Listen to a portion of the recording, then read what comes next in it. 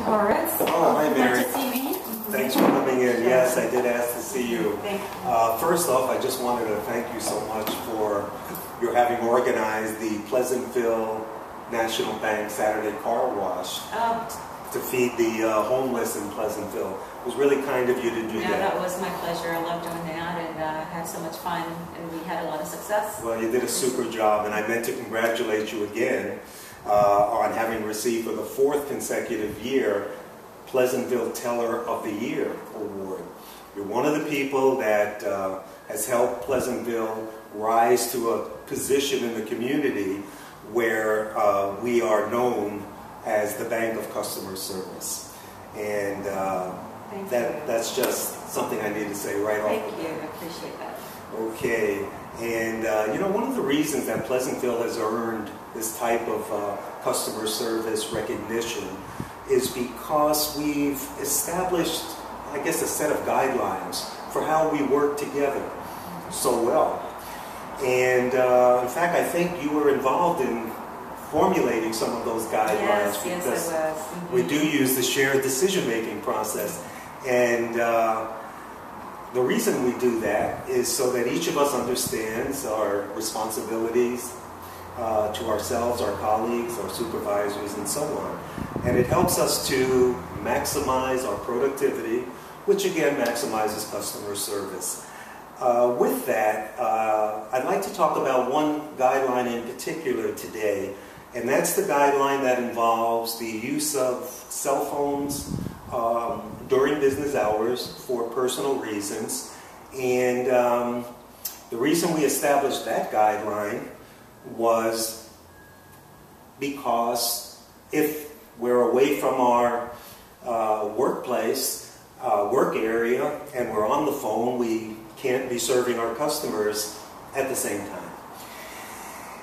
And it then came to my attention that a couple of customers made a call to my supervisor indicating that as they approached you to conduct some business, a transaction, that you walked away from the teller area and was engaged in a conversation and took some time and then came back and looked kind of uncomfortable during the rest of the transaction. I had myself noticed on a couple of occasions that you were in fact on the cell phone, but I really wasn't sure what it was related to. But it appeared as if it might have been on the personal side, and I really didn't want to interfere with the privacy of that. But having looked back on the guidelines, I realized it was necessary for me to have this conversation because that is what our guidelines indicate. Each one of them says when we observe one of our employees engaging in behavior that interferes with our work, that we're required to sit down, discuss the issue, and get back on track. Okay, well, you know what, Dr. Horace, with all due respect, yes, I am an exemplary employee. I am here all the time, and I mean every day. That's how I'm able to be so passionate about my job. I'm so active in all the different, activities and so on here at the bank. Mm-hmm. I need to take care of my mother, and if it only takes, I may just take 2 minutes to step away and take care of these phone calls, but by me doing that, I'm able to be at work every single day. So honestly, I apologize. I have to do that.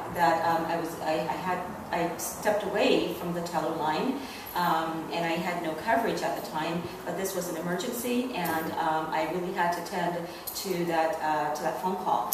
So it sounds like, Mary, you're kind of sharing with me your reasoning for having done this behavior, and while I can appreciate it, and I certainly am concerned about your mom, I really didn't understand the extent to which she was ill, and I certainly hope more than anything she does recover fully, and all of us can appreciate, many of us have been in that situation. And yes, it's true, you are a terrific employee, and that's critical that we leave this discussion on those very good terms, and we will.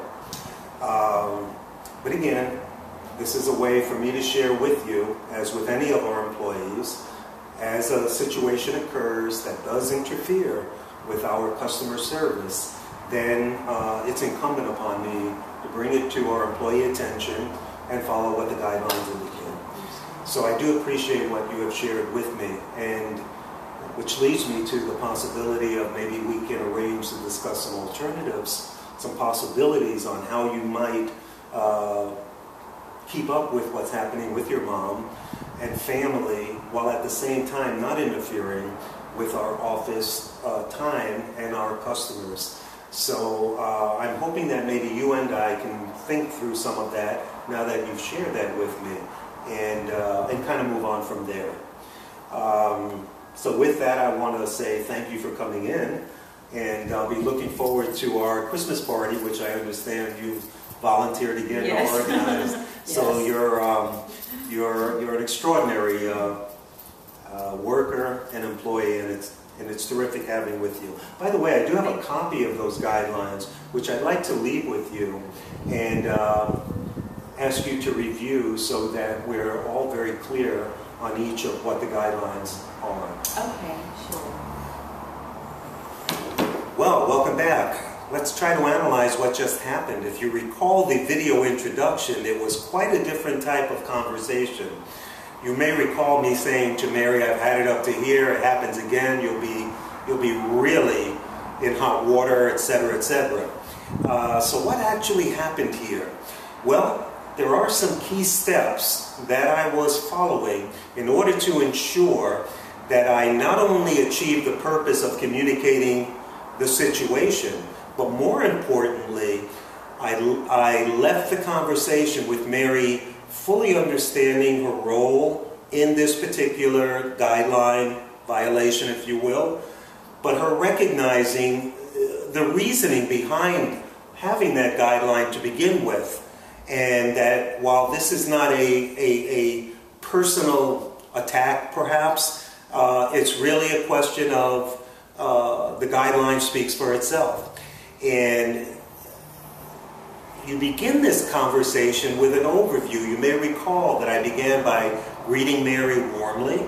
This isn't the crime of the century. This is not a court of law. This is a valuable employee. There's no reason on earth you ought not to be more than civil. She's a valued employee. I also put the conversation in the context of the great success we've had, of which Mary had been a part of that. That's a good setting for this type of conversation.